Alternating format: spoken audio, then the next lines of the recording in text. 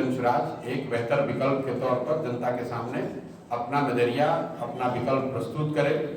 जनसुराज का जो उद्देश्य है आपको मालूम है, पिछले 30-35 साल से बिहार में जो एक राजनीतिक बंधुआ मजदूरी है, जिसमें समाज का एक बड़ा वर्ग न चाहते हुए भी लालू जी के जंगल राज के डर से नीतीश कुमार और भाजपा को वोट करता है।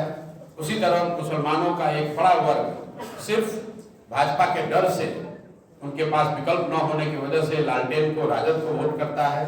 उस विकल्पहीनता को खत्म करना, राजनीतिक बंधुआ मजदूरी को खत्म करना, ताकि विकल्प के अभाव में किसी व्यक्ति को गलत दल और नेता का चुनाव न करना पड़े, उनको वोट न देना पड़े।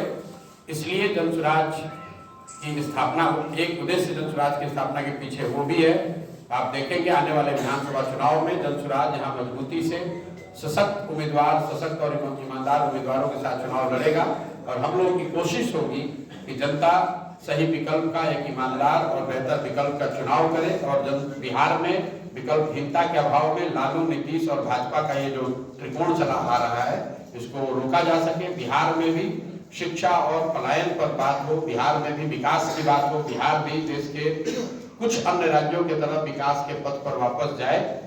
इसी परिकल्पना को लेकर हम लोगों ने प्रयास शुरू किया है। मैं अंतिम एक बात इतना ही कहूंगा कि आने वाले समय में चाहे लड़ाई कितनी भी बड़ी हो, जो बातें हम लोगों ने पिछले 2-2.5 साल में पदयात्रा के दौरान, इस अभियान के दौरान गांव-गांव में जाकर कहा है, उसमें उसकी ईमानदारी और शुद्धता में कहीं कोई कॉम्प्रोमाइज किसी भी स्तर पर नहीं किया जाएगा, ना राजनीतिक स्तर पर, ना वैचारिक स्तर पर। बिहार सुधारने का जो लक्ष्य है हम लोगों के लिए, जनसुराज सिर्फ चुनाव लड़ना, एमएलए एमपी बनना वो नहीं लक्ष्य है। बिहार को सुधारने का जो लक्ष्य है वो करने के लिए हम लोग पूरी तरीके से प्रतिबद्ध हैं। उसको करने में चाहे 2 बरस लगे या 10 बरस लगे, विचार के स्तर पर और प्रयास के स्तर पर इसमें किसी तरह का कोई कॉम्प्रोमाइज होने वाला नहीं है। हम लोग कटिबद्ध हैं। हम लोग को मालूम है बड़ी चुनौती है, लेकिन चाहे जितनी बड़ी चुनौती हो उसके लिए प्रयास करने के लिए हम लोग बिल्कुल संकल्पित हैं। हम लोग पीछे हटने वाले नहीं हैं। इसी के साथ बहुत बहुत धन्यवाद आप सबका। मंच पर मेरे साथ जो बैठे हुए हैं, आप जब सवाल करें तो पूर्णिया और इस सीमांचल एरिया के बारे में इन सब का अनुभव मेरे से कहीं ज़्यादा है। तो अगर आपको कोई सवाल पूछ रहे हैं तो जरूरी नहीं है कि वो सवाल आप मेरे से ही पूछें। इन साथियों से, ये साथी भी उसका उत्तर दे सकते हैं, आप इनसे भी सवाल कर सकते हैं। इलाके में आए हुए हैं, पप्पू यादव बहुत बड़ा फैक्टर और आपके खिलाफ वो बयानबाजी भी करते हैं और आप भी उनके खिलाफ बयानबाजी, क्या कहाँ उसको चुनौती मान रही है इस इलाके में? जहाँ पर आप बैठे हुए हैं, इस शख्स ने ही दिखाया है कि यहाँ पर पप्पू यादव कोई फैक्टर नहीं है। ये तो उदय सिंह जैसे लोग जब यहाँ पर सक्रिय अभी नहीं है राजनीतिक तौर पर, इलेक्टोरल सेंस में सक्रिय तो समाज के स्तर पर हैं ही, राजनीतिक तौर पर हैं, लेकिन चूंकि इलेक्टोरल पॉलिटिक्स में उदय जी जैसे जो साथी हैं वो बहुत सक्रिय नहीं है, इसलिए आपको इस तरह के मेंढक लोग दिखते रहते हैं। और मेंढकों का काम है, बरसात में निकलेंगे तो टर करेंगे, उससे कोई फर्क नहीं पड़ेगा। अपने बच्चों के पढ़ाई रोजगार के लिए वोट दे दो। गुजरात और कर्नाटक और तमिलनाडु का विकास और देश और पाकिस्तान और चाइना का बात बहुत हो गया। ये बिहार विधानसभा का चुनाव है, बिहार की तरक्की के लिए, बिहार के बच्चों के पढ़ाई रोजगार के लिए वोट दीजिए। तो अमित शाह जी जब आएंगे तो आप लोग को मौका लगे तो सवाल पूछिएगा कि पिछले 15 साल में केंद्र में उनकी सरकार है, कितनी फैक्ट्री बिहार में लगी है। पटना विश्वविद्यालय को सेंट्रल विश्वविद्यालय बनाने के लिए सार्वजनिक तौर पर सभा में मुख्यमंत्री ने, बिहार के मुख्यमंत्री ने, जो उन्हीं के मुख्यमंत्री है, हाथ जोड़कर मोदी जी से कहा सेंट्रल यूनिवर्सिटी सर बना दिया जाए, सेंटेनरी ईयर है। मोदी जी ने मन से उसको खारिज कर दिया। फिर भी अगर पटना विश्वविद्यालय से सरोकार रखने वाले लोग जाकर मोदी जी को, भाजपा को वोट देते हैं तो दोष मेरा और आपका है, मोदी जी का नहीं। पिछले दिनों अध्यक्ष जी आए थे, उन्होंने बोला कि मेरी समस्या ये नहीं है कि हम 243 सीट पर लड़ रहे हैं, समस्या ये है कि कैंडिडेट वो चाहिए जो मानसिक रूप से भ्रष्ट ना हो। यही वर्ड था उनका।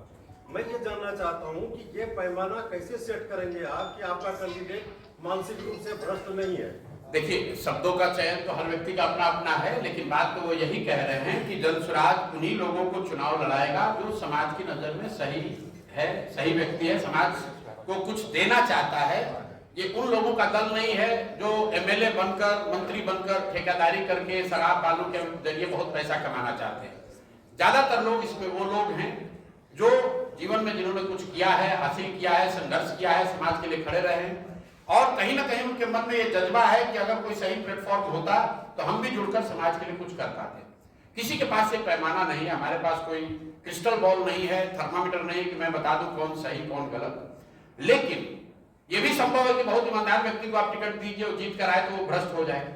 लेकिन हम लोग क्या कर रहे हैं, हम लोग सिस्टम को अकाउंटेबल बना रहे हैं।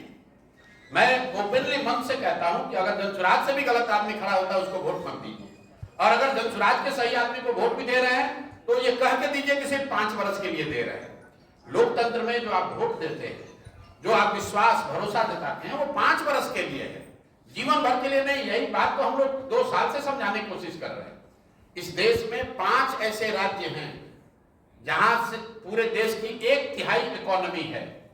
केरल, तमिलनाडु, कर्नाटक, आंध्र प्रदेश और तेलंगाना। ये 5 राज्यों में 1/3 देश की इकोनॉमी है। ये 5 राज्य में अलग अलग भाषा बोली जाती है, अलग अलग विचारधारा के दल वहां पर शासन में हैं, अलग अलग नेता हैं, लेकिन एक चीज कॉमन है, आजादी के बाद आज तक इन 5 राज्यों में कोई एक मुख्यमंत्री, कोई एक नेता 10 वर्ष से ज्यादा मुख्यमंत्री नहीं बना। क्यों? क्योंकि जनता ने उन पर शिकंजा रखा है कि आप काम नहीं करोगे तो आपको हटा दिया जाएगा। बिहार में चाहे जनसुराज की सरकार बने या किसी दूसरे पार्टी की, जब तक नेताओं के मन में ये डर नहीं होगा कि हम काम नहीं करेंगे तो जनता हमको हटाएगी, तब तक सुधार नहीं हो सकता है। जनसुराज भी सुधार नहीं कर पाएगा। तो हम लोग विकल्प दे रहे हैं ताकि जनता के पास ये अवसर रहे कि जो काम न करे तो किसी दूसरे को चुनिए। बिहार में विकल्प ही नहीं है। लोग जान रहे हैं कि आदमी ने काम नहीं किया है, 5 वर्ष भ्रष्टाचार किया है, फिर चुनाव आता है, कहता है भैया लालू तो कितना भी आदमी खराब है, लालू के जंगल राज से तो ठीक है, तो चलो इसी को वोट दे दो। इसी तरह मुस्लिम साथियों की आप देखिए, सीमांचल में मुसलमान साथियों का क्या हालत है। पढ़ाई के नजरिए से, आर्थिक दृष्टि से, रोजगार के नजरिए से सबसे ज्यादा